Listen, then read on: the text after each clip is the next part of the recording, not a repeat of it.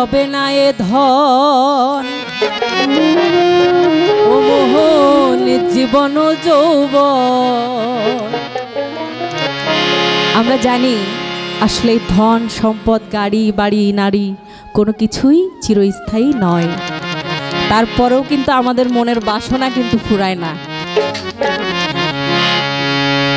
একবার সবুরে দিতেছে বই দেখি তুমি কইছে, সবুরে দিতেছে বই দেখি তুমি কইছে, উঠিস না রে ভেসে পেয়ে যন্ত্রণা কারো রবে না এ ধন জীবন যৌবন। তবে কেন মোহন করো এত বাসনা কারো রবে না এ ধন।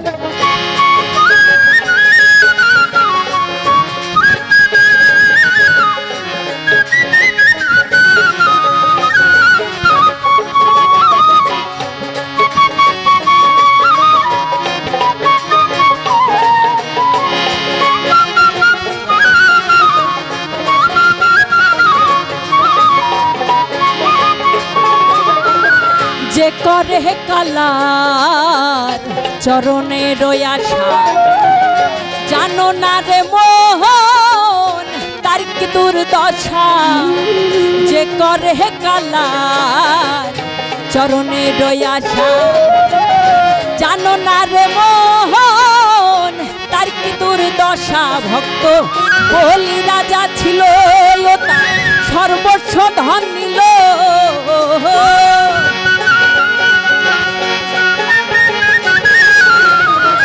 বলি রাজা ছিল তার সর্বস্ব ধন নিল। বামন রূপে প্রভু করে ছলনা কারো রবে না এ ধন জীবন যৌবন। তবে কেন মোহন করো এত বাসনা কারো রবে না এ ধন।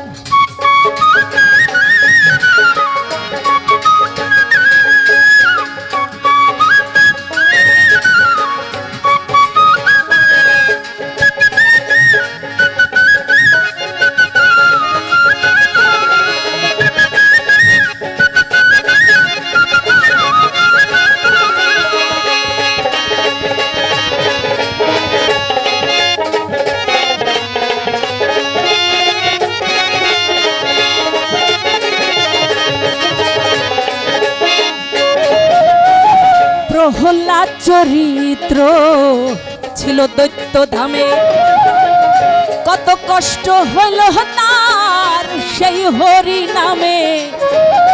এখানে দেখতে পাচ্ছি অনেকে হিন্দু সম্প্রদায়ের আছেন। প্রহ্লাদ নামে হিন্দু সম্প্রদায়ে একজন লোক ছিলেন, তাই সাইজি বলছেন সেই গুরু নাম করতে করতে তার উপর কত যে যন্ত্রণা কত যে আঘাত, তারপরেও কিন্তু সে শ্রীকৃষ্ণের নাম জপা কিন্তু কমায়নি। তাই বলছেন প্রহ্লাদ চরিত্র ছিল দৈত্য ধামে, কত কষ্ট হইল তার সেই হরি নামে। তারে আগুনে পুড়ালো জলেতে ডুবালো,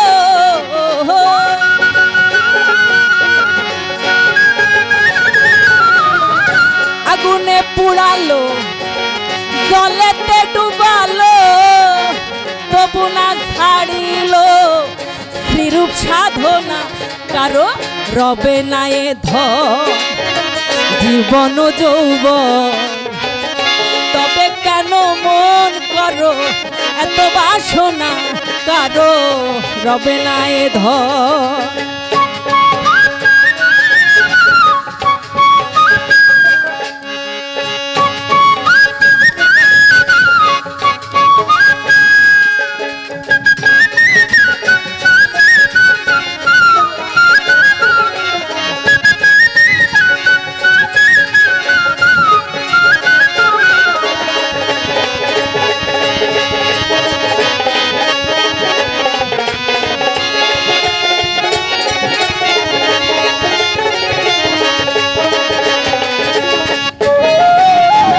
কর্ণ রাজা ভবে বড় দাতা ছিল, অতিথি রূপে তার সর্বস্ব নাশিল।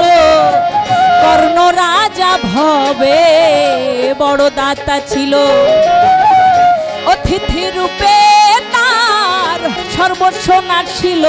তবু কর্ণ অনুরাগী অমন না হইল সুখী।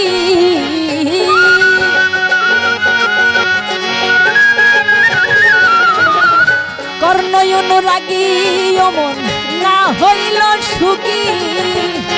অতিথির মন করেন সান্ত্বনা, কারো রবে না এ ধন জীবন যৌবন। তবে কেন মন করো এত বাসনা, কারো রবে না এ ধন।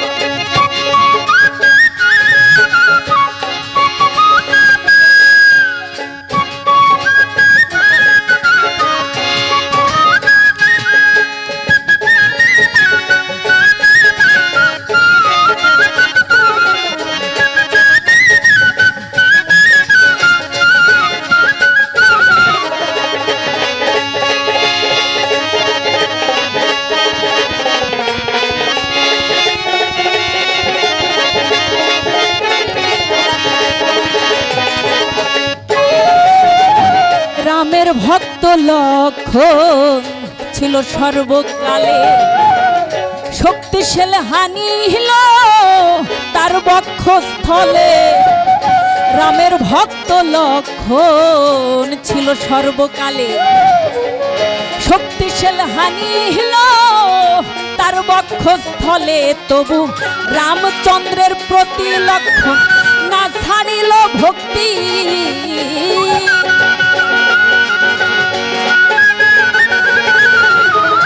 রামচন্দ্রের প্রতি লক্ষণ না ছাড়িল ভক্তি। লালন সাইজি এখানে উল্লেখ করেছেন, আপনারা সবাই জানেন রামের ভক্ত লক্ষণ নামে একজন ছিলেন। সে এতই গুরু ভক্ত ছিল, তার বুকে সেই শক্তিশালী হানলেও তারপরেও সে গুরুর নাম কিন্তু ভুলেনি। আমরা যারা আছি, আমরা যাকে ভালোবাসি, যদি 2 নম্বরের যদি না থাকে মনে, তাহলে কিন্তু আমরা তার আশায় চেয়ে থাকি।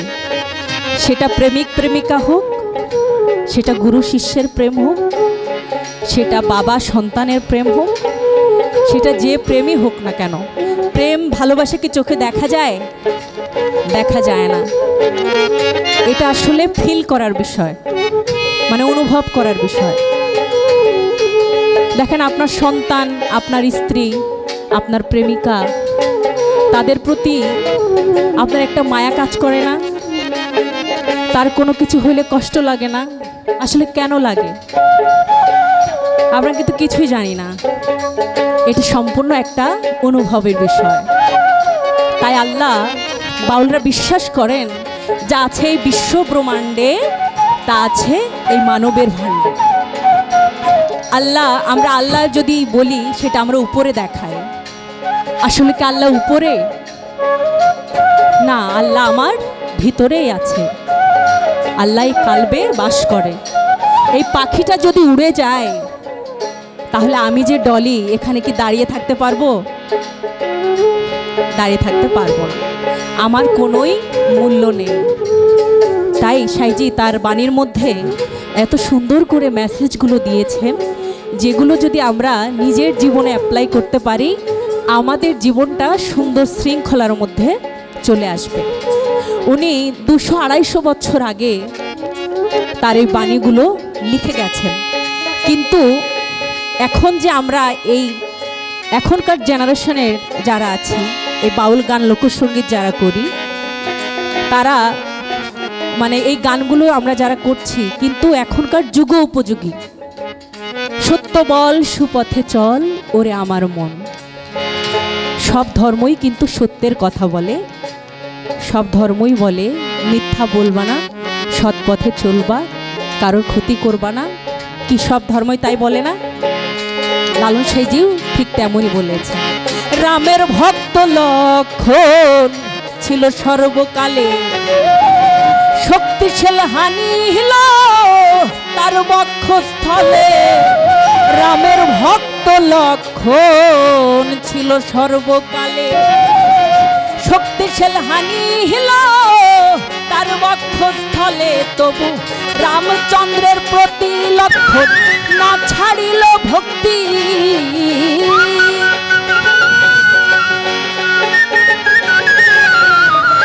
রামচন্দ্রের প্রতি লক্ষণ না ছাড়িল ভক্তি। লালন বলে করো এ বিবেচনা, কারো রবে না এ ধন জীবন যৌবন। তবে কেন মন করো এত বাসনা, কারো রবে না এ ধন। একবার সহবুরের দেশে পাই দেখিতাম কইছে, সবুরের দেশে পাই দেখিতাম কইছে, উঠিস না রে ভেসে পেয়ে যন্ত্রণা, কারো রবে না এ ধন জীবন যৌবন। তবে কেন মন করো এত বাসনা, কারো রবে না এ ধন, কারো রবে না এ ধন, কারো রবে না এ ধন।